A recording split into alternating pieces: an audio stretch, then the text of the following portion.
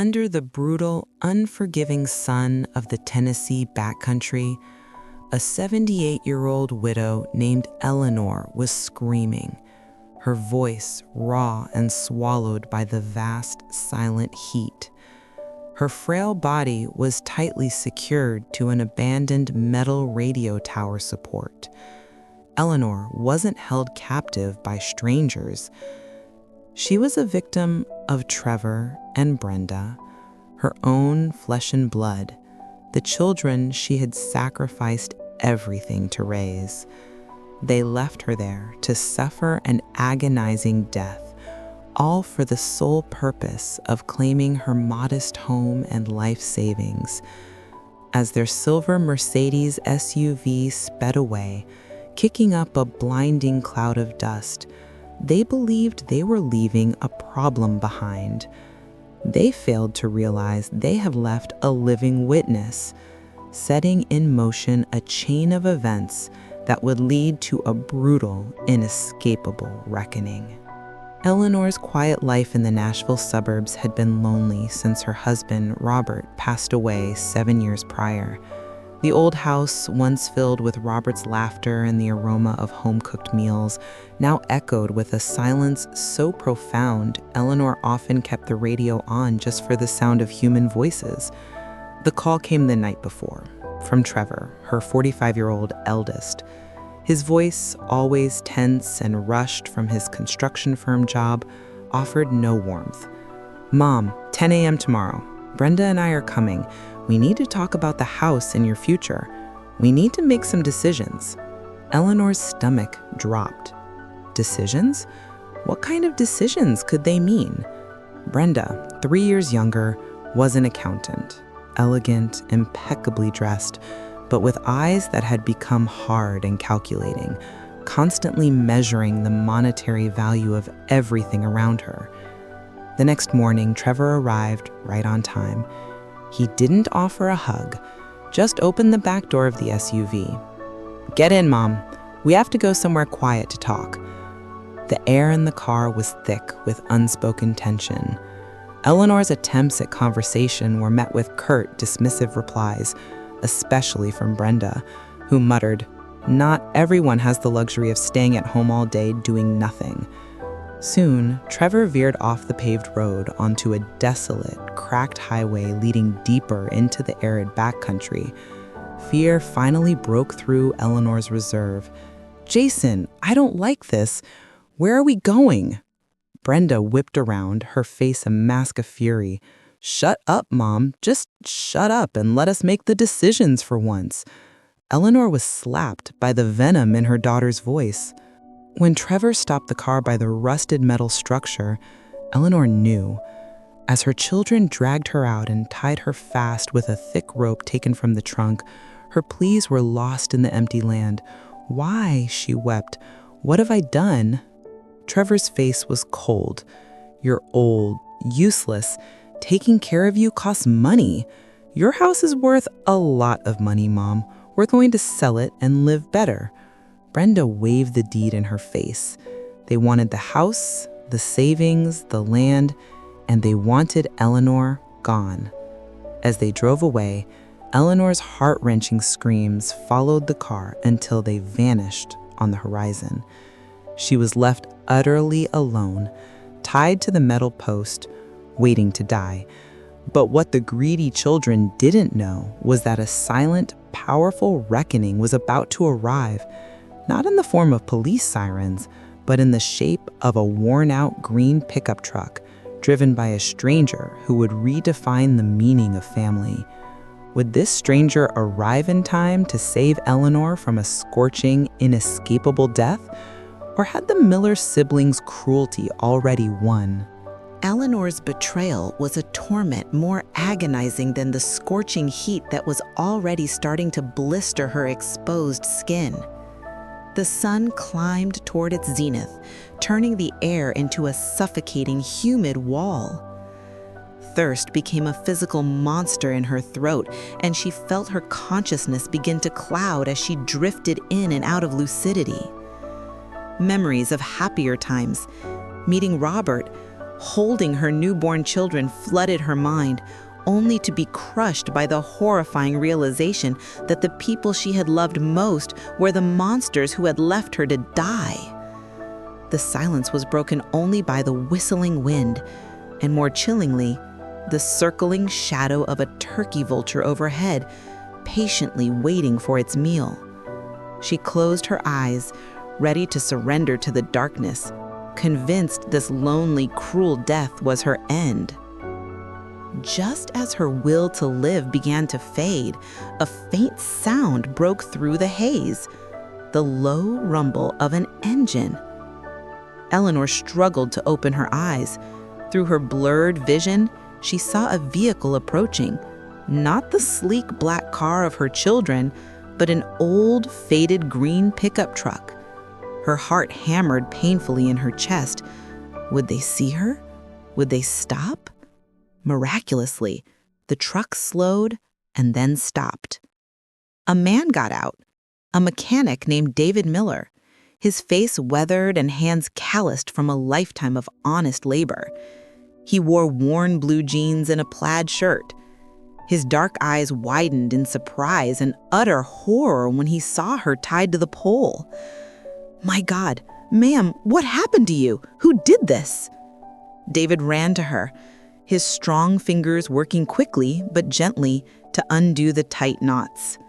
The moment the ropes gave way, Eleanor collapsed forward, but David caught her, lifting her like a fragile bird.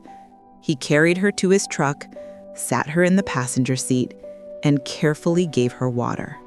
The cool water was an elixir of life. As she slowly began to recover, David asked again, "Was it a robbery? Criminals?"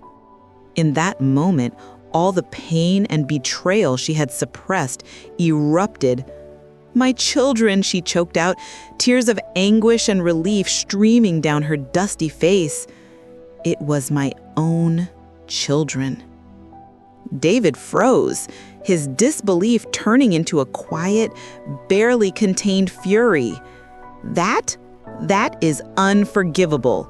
No one deserves to be treated like that, much less a mother by her own children. David, a family man with his own 3 grown children, showed more compassion than her own kin. He drove her straight to the town's small community health clinic, promising her one thing: "The important thing is that you are safe, and I promise you that your children, what they did, will not go unpunished." Eleanor was safe, but her ordeal was far from over. Her choice to involve the authorities was not just an act of survival, but an act of war against the greed of her own children. However, as Trevor and Brenda learned of her survival, they would begin to weave a counter-narrative so deceitful, so cold-blooded, that it threatened to dismantle Eleanor's truth and allow the ultimate betrayal to go unpunished. Would justice prevail when money and a masterful lie were on the side of the wicked? At the community health center, Dr. George and the staff immediately tended to Eleanor's dehydration, sunstroke, and rope burns. David stayed by her side, later contacting the local sheriff, Frank, and the district attorney's office. The sheriff's team found the remote location, the ropes, and collected evidence, but they knew the case hinged on Eleanor's testimony. Eleanor's survival was a miracle. Her decision to press charges was a monumental act of courage. This was not merely about property or money. It was about holding her children accountable for attempted murder and elder abuse. After 2 weeks of rest and healing at David and his wife Betty's home, a haven of quiet routine, shared meals, and genuine family love, Eleanor was ready to face the legal process. The DA, Richard, met with her to record a full statement.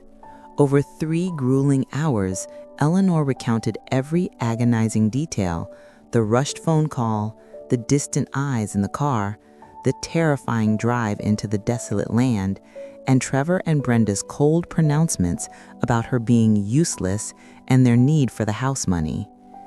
Her voice broke as she described the final, heartless departure of the black car. "I thought I was going to die there, abandoned by my own children," she whispered. Her testimony, combined with David's rescue account and the physical evidence, built a formidable case.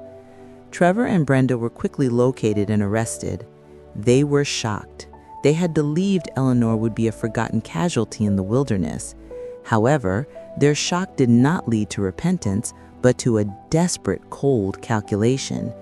They hired a high-powered defense attorney who immediately launched a media campaign to discredit Eleanor. Their false narrative was a masterpiece of deceit. They claimed Eleanor suffered from advanced dementia and was prone to violent episodes. They hadn't abandoned her. They had simply been taking her to a remote, quiet place to calm her down for a transfer to a specialized medical facility, only to be delayed on their way back for help. They insisted they loved her and were only trying to manage her affairs responsibly, painting themselves as grieving, selfless children, victims of their mother's unpredictable illness. The defense's strategy was designed to turn the case into a family dispute over a sick elderly woman rather than an act of attempted murder for financial gain. Eleanor and the Mitchell family followed the news nervously, but Betty's words of reassurance echoed in the quiet house. The truth always prevails. It may take time, but in the end, the truth always comes to light. Eleanor tried to hold on to that hope as the day of the trial finally arrived, knowing she would soon have to face her children's calculated lies in open court. The courtroom was packed, the eyes of the public fixed on the elderly woman and the two well-dressed siblings who claimed she was mentally ill. When Trevor took the stand, his performance was Oscar-worthy, complete with tears and a cracking voice. But the district attorney was ready to expose the truth, armed with financial documents that would reveal the chilling depth of the Miller children's desperation. Would a mountain of debt be enough to shatter a perfect lie? Or could Trevor and Brenda walk free, leaving Eleanor to face her trauma alone? The trial began, setting the stage for a dramatic clash between Eleanor's painful truth and her children's cold, financial desperation. The district attorney, Richard, delivered an impassioned opening statement, calling the crime betrayal in its purest form and greed that led two people to commit an act so cruel. He detailed Eleanor's life of sacrifice, painting a stark contrast to the defendants who sat calmly, feigning innocence. The climax of the defense's strategy arrived when Trevor took the stand.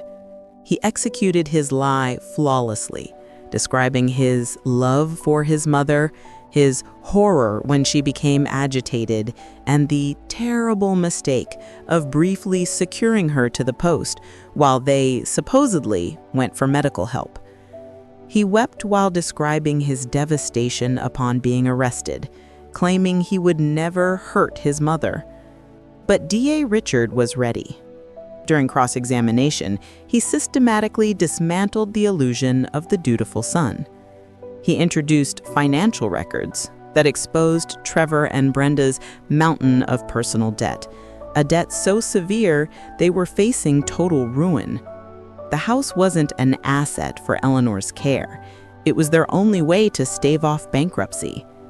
As the DA pressed him, Trevor's composure cracked, his polite veneer dissolving into panicked sweat, revealing the calculating stranger beneath the loving face. When Eleanor finally took the stand, the courtroom was silenced. She recounted the events one last time, her voice steady now, devoid of tears, but filled with the quiet, devastating grief of a mother. She looked at Trevor and Brenda and realized the umbilical cord had been painfully and finally severed.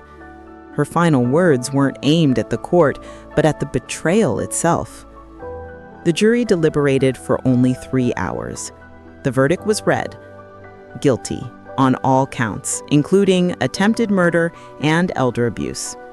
Trevor and Brenda, their masks finally shattered, were immediately remanded into custody. As the ungrateful children were led away, Eleanor felt not satisfaction, but a quiet sense of closure, the pain of loss, but also the peace of justice served. In the following weeks, Eleanor was honored in David and Betty's small town. The community organized a celebration, declaring her an honorary citizen, telling her her strength had inspired them all. Eleanor eventually sold her old house, using the money not for herself, but to establish a fund to protect other vulnerable elderly adults, ensuring her pain would create a legacy of kindness. She built a new life, surrounded by the genuine, loyal family she had found in the Mitchells, recognizing that she had lost 2 children, but found an entire family. Eleanor's story teaches us a timeless, necessary truth that true family is not defined by blood, but by courage, loyalty, and love. Her children chose greed and earned themselves a prison cell. Eleanor chose to forgive the past and found a profound, fulfilling happiness.